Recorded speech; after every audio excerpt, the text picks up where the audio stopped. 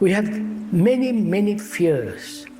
Fear of darkness, fear of living, fear of public opinion, fear of what my neighbor might say, fear of my wife or husband or the girl or the man, of insecurity, fear when you have security economically, fear of that you might lose it. Fear, we have got so many fears. Why haven't we solved these fears? You have solved the problem of war, that is to continue war, and you have applied your brain to prepare for war.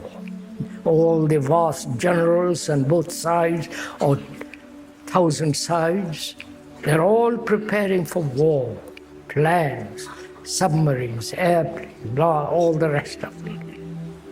They've exercised their brain to produce all that. And why hasn't that same brain applied to this enormous sense of fear man has from the beginning of days? Why?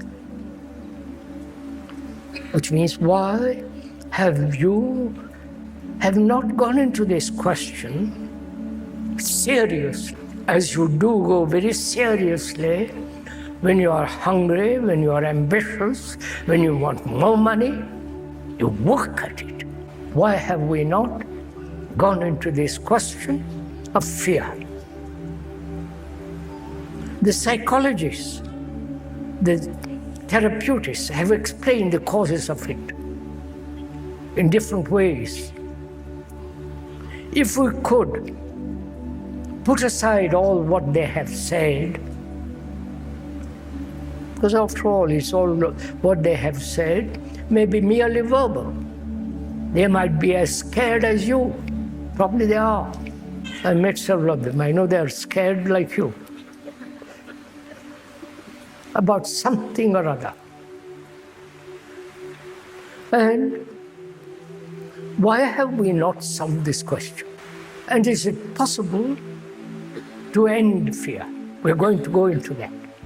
Apply not only your feelings, your emotions and your brain to work at this, not escape from it, not try to rationalize it, but to see why we are incapable or allowed ourselves to become incapable. What is fear? And you know, when there is fear, the nature of it, how it throbs, how your physical, the organism shrinks, how your brain becomes addled, almost paralyzed. Don't you know all this?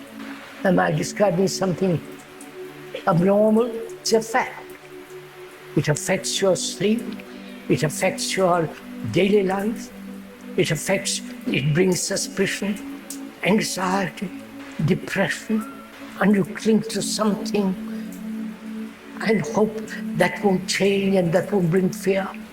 Either we deal with the root of fear, or we trim the branches of fear. Right? Which do you want to do? Trim the branches of fear? Do you want to deal with the branches of fear, the 1,000 fears, like a lovely tree, a tree which is the most beautiful thing, one of the most beautiful things on earth? It's got many branches, many leaves. Likewise, fear, which is so ugly, it has also got many branches, many leaves, many expressions.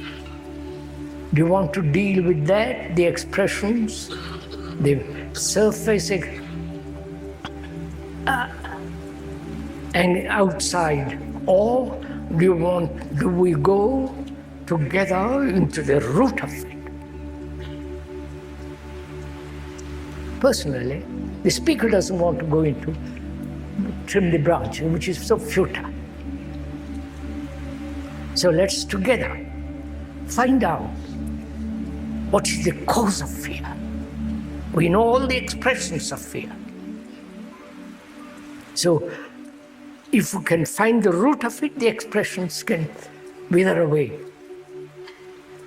So what is the cause or causation of fear?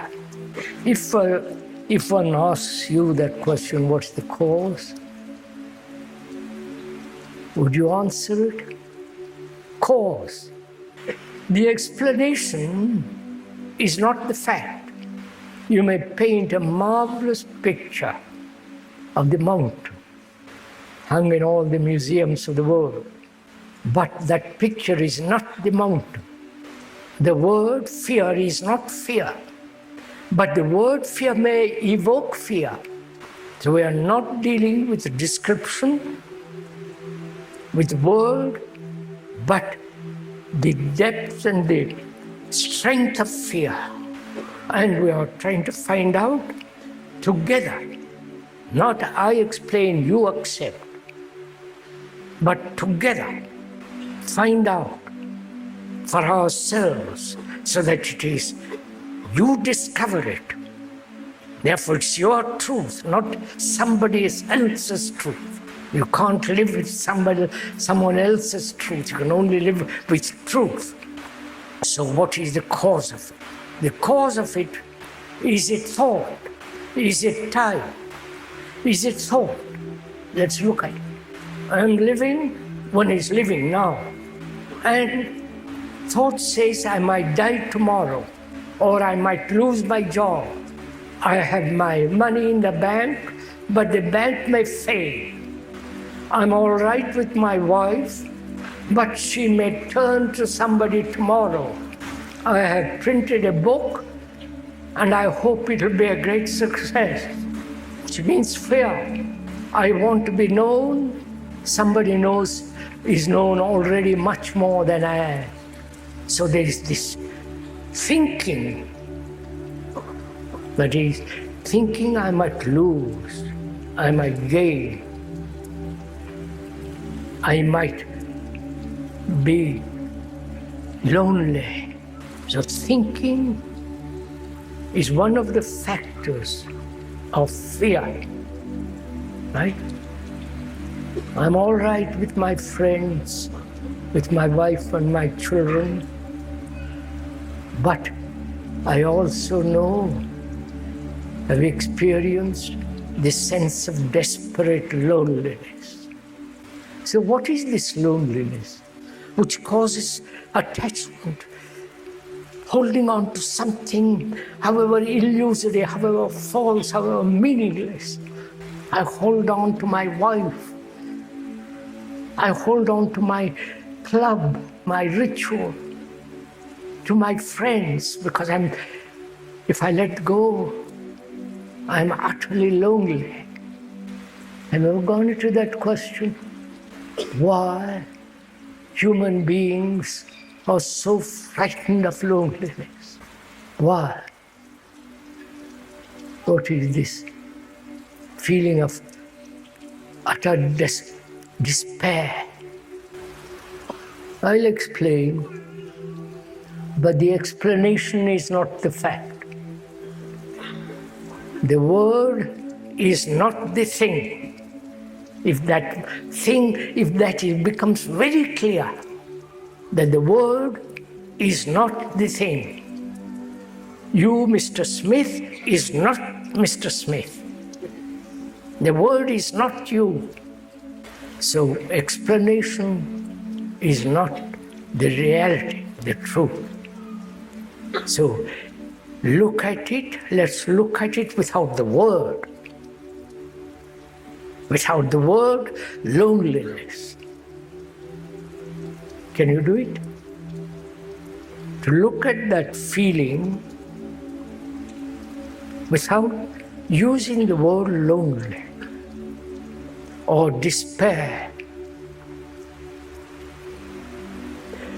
Loneliness comes when all our days are spent in self-centeredness. The very activity of self-centeredness is producing loneliness, right? Because it's narrowing my hold or the vast extraordinary existence of life into a small little me. And when one realizes that, there is that feeling, my God, how lonely I am. And to face it, to be with it completely, not move away from it, then there is a radical change. So we must come back to this question of fear. We said thought is one of the causes of fear. Obviously.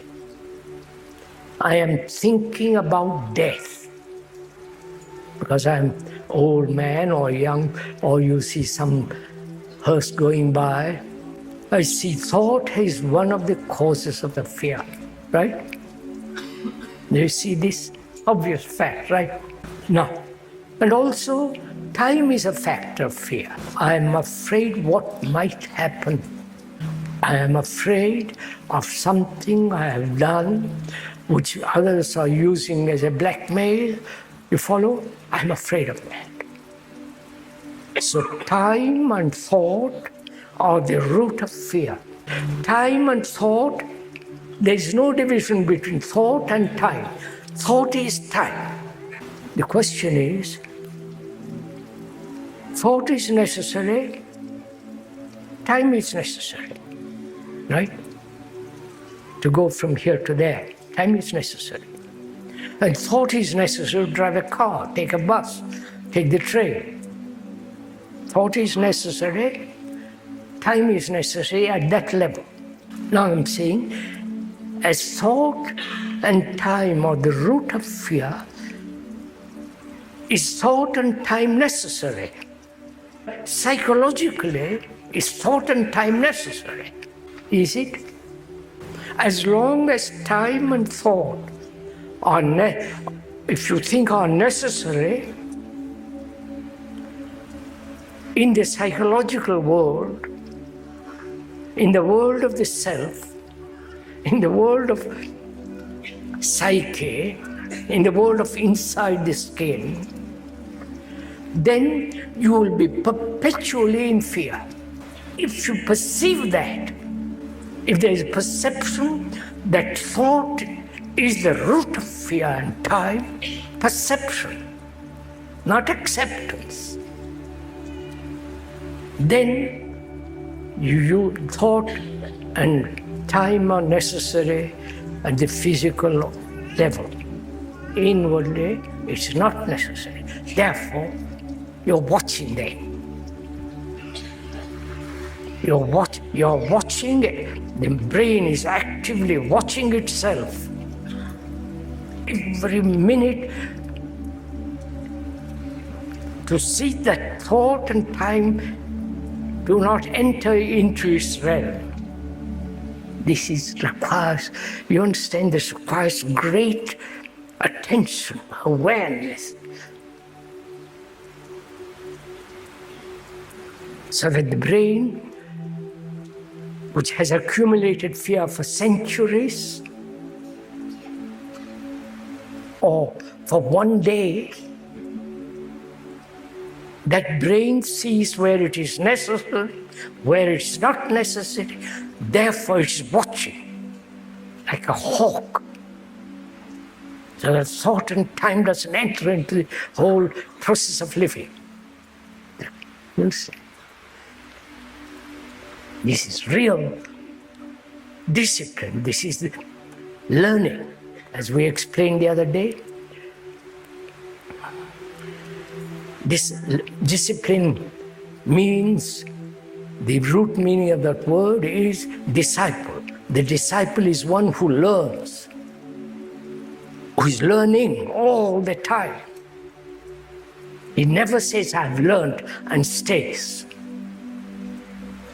So, as the brain is watching itself all the time so that it's active, so that there is no time for it to move or to change.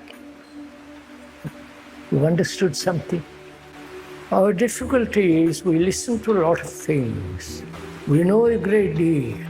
We have searched, asked, read. We have sought the advice of others. We have wandered the earth and find out what it's all about. But we never ask of ourselves. We never demand of ourselves serious, deep questions. We always ask superficial questions, and so we make our life very superficial. But if you ask questions that are demand answer from yourself, so that you exercise your brain, your feelings, your whole attention is given to that question, then you begin to discover for yourself without being told by anybody, including this speaker. And so when there is freedom from fear, you don't want anything from anybody in the world, then you're really a free man.